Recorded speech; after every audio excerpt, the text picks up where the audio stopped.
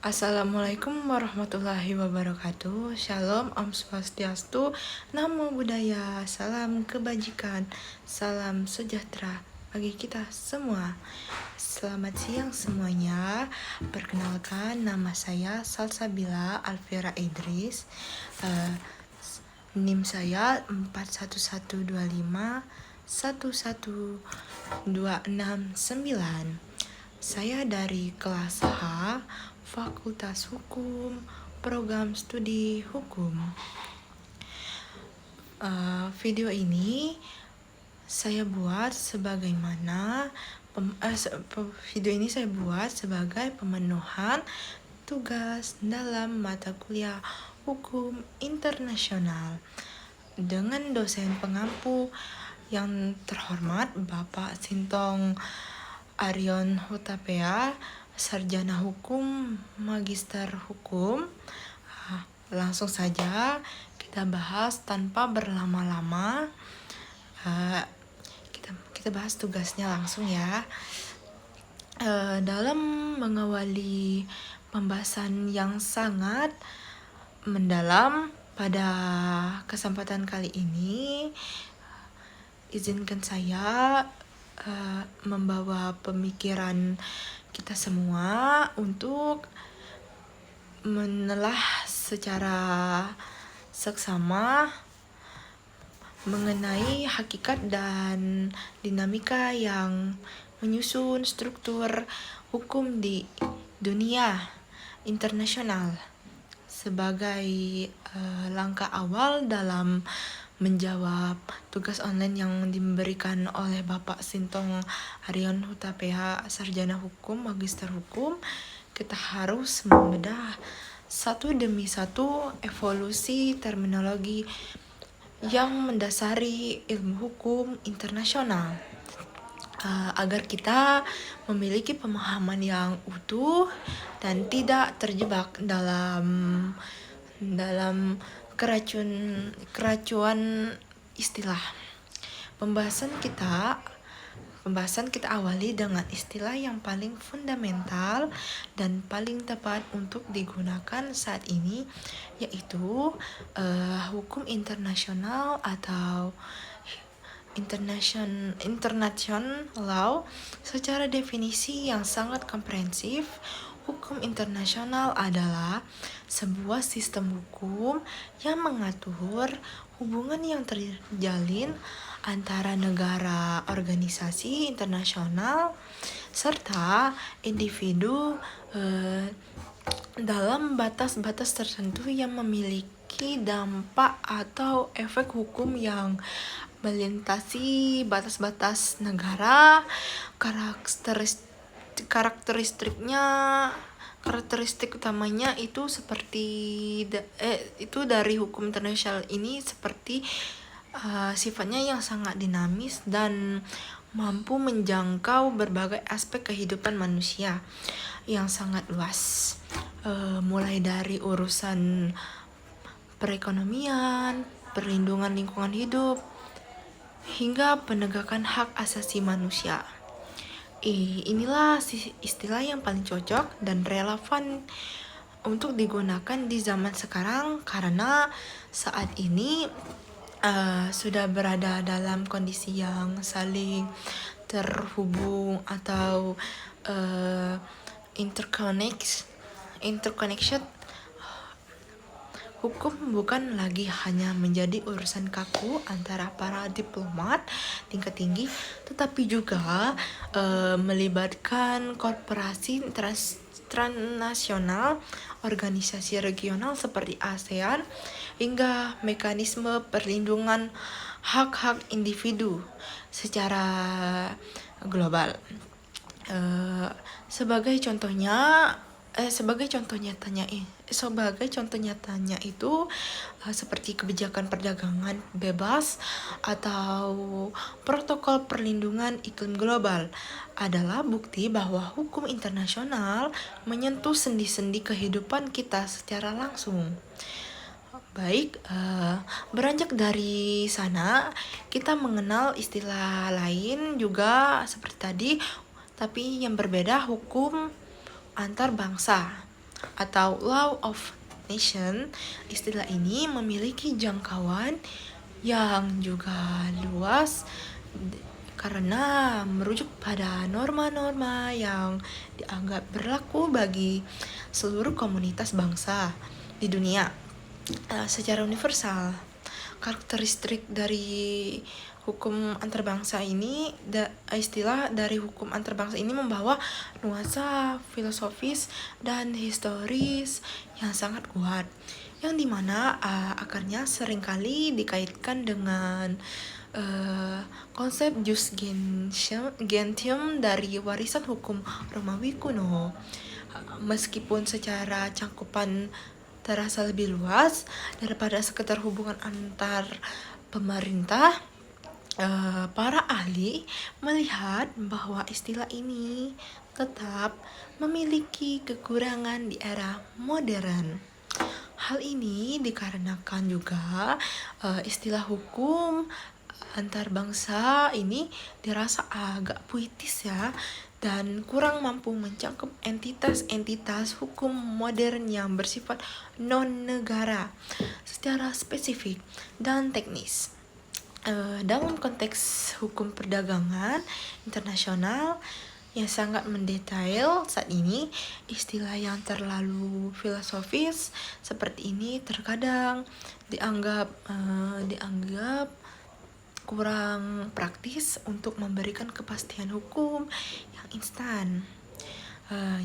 Selanjutnya yang ketiga kita akan menelah istilah yang paling tradisional, yaitu hukum antar negara atau interstate law.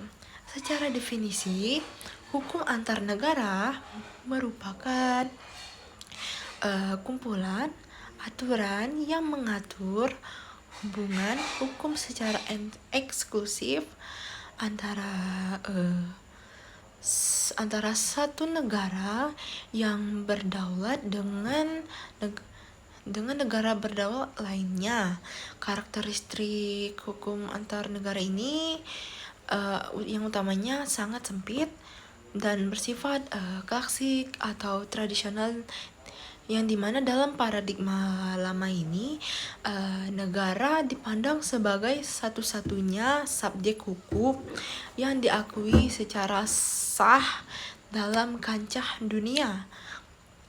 Jika kita melihat relevansinya di masa sekarang, istilah hukum antar negara ini dipandang sudah kurang cocok atau untuk era modern. Hal ini disebabkan karena pandangan ini mengabaikan atau meniadakan peran krusial dari organisasi internasional besar seperti Perserikatan Bangsa-Bangsa, serta mengabaikan peran individu yang kini telah diakui sebagai subjek yang memiliki hak dan kewajiban internasional. Baik, selanjutnya kita setelah kita menuntaskan pemahaman mengenai ketiga terminologi tersebut, muncul sebuah persoalan besar yang menjadi pusat perdebatan klasik di kalangan akademis hukum, yaitu apakah hukum internasional itu benar-benar disebut sebagai hukum atau sebenarnya ia hanyalah merupakan moral internasional saja. Pertanyaan ini menyentuh inti perdebatan antara kaum positivis dan kaum Austinian. Jika kita melihat dari sisi argumen moral, tokoh terkemuka bernama John Austin pernah melontarkan pendapat yang sangat tajam bahwa hukum internasional sebenarnya bukanlah hukum yang sesungguhnya ya.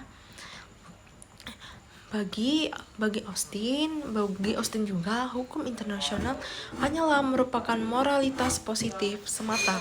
Dasar pemikirannya adalah karena di dunia internasional tidak ditemukan adanya otoritas pusat atau pemerintah dunia yang memiliki kekuatan perangkat polisi atau tentara untuk memaksa sanksi secara mutlak, sebagaimana yang ditemukan dalam sistem hukum nasional ini suatu negara, sistem hukum nasional suatu negara. Namun, pandangan skeptis tersebut mendapatkan tantangan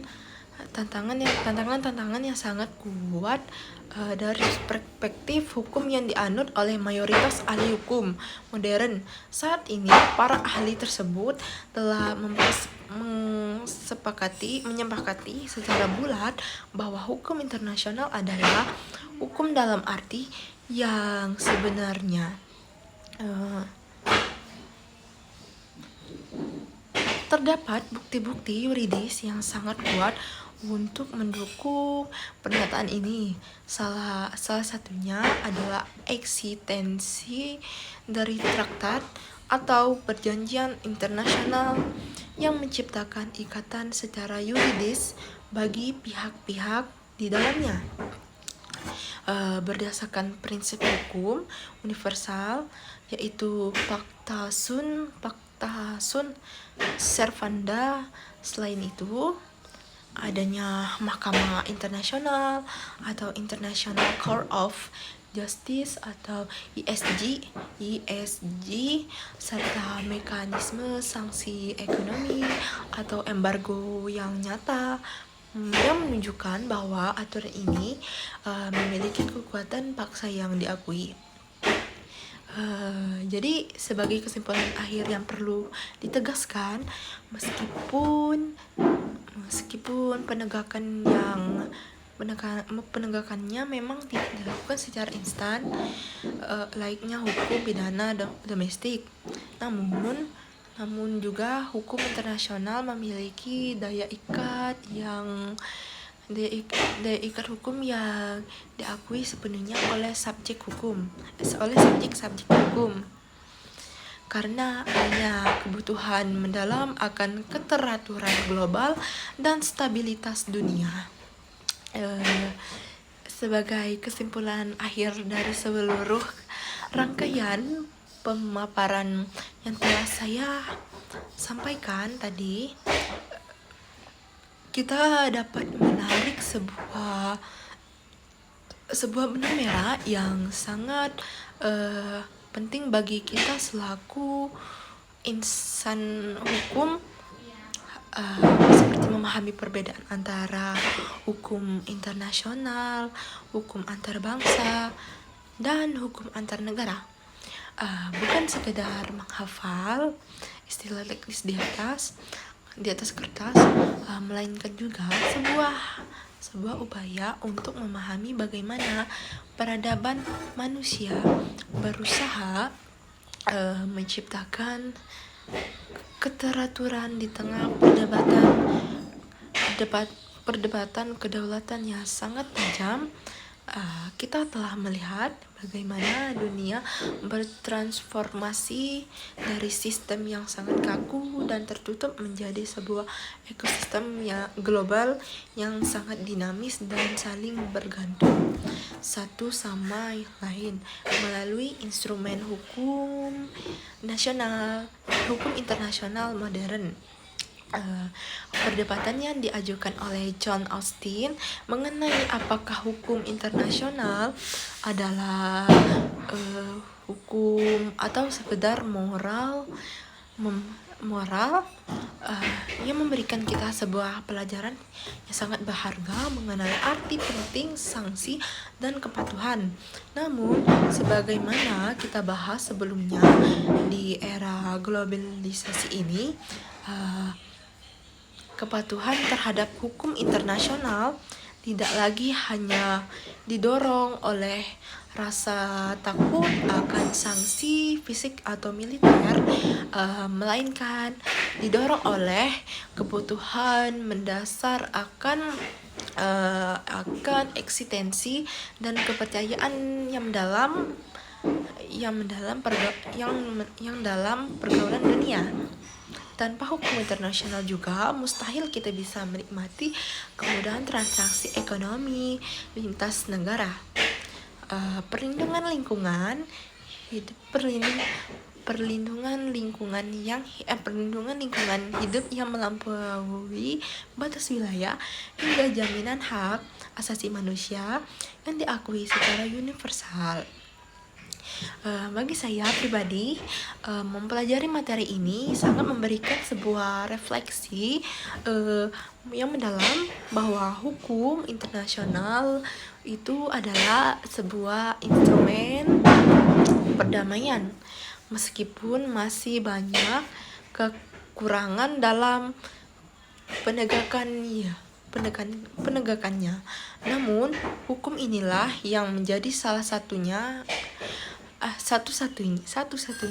bahasa yang bisa digunakan oleh bangsa-bangsa di dunia untuk berdialog secara adil dan beradab sebelum senjata mulai berbicara. Istilah kata itu. Sebagai mahasiswa hukum, sudah menjadi kewajiban kita untuk terus mengawal dan memahami dinamika ini agar kita bisa berkontribusi ke dalam menciptakan tatanan dunia yang lebih stabil dan manusiawi di masa depan. Baiklah, demikianlah pemaparan yang dapat saya sampaikan untuk menjawab tugas online pada kesempatan kali ini. Saya ingin mengucapkan terima kasih yang sebesar-besarnya kepada Bapak Sintong Arian Hutapea, sarjana hukum, dan teman-teman saya. Terima kasih atas bimbingan dan materi yang telah diberikan, yang telah membuka wawasan saya mengenai kompleksitas hukum di tingkat global. Saya menyadari bahwa dalam pemaparan ini mungkin masih terdapat kekurangan dari diri saya sendiri. Oleh karena itu, saya sangat terbuka terhadap masukan dan kritik yang membangun. Semoga video ini dapat memberikan manfaat tidak hanya bagi saya dalam memenuhi tugas akademik ini, tetapi juga bagi rekan-rekan sekalian yang menyaksikannya. Akhir kata, saya mohon maaf apabila ada kesalahan dalam kata atau penyampaian yang saya berikan tadi. Yang kurang-kurang berkenan, mari kita terus belajar dan menjunjung tinggi nilai-nilai hukum demi kemajuan bangsa dan ketertiban dunia. Terima kasih atas perhatiannya. Saya pamit undur diri. Wabillahi taufiq wa hidayah. Wassalamualaikum warahmatullahi wabarakatuh. Dah.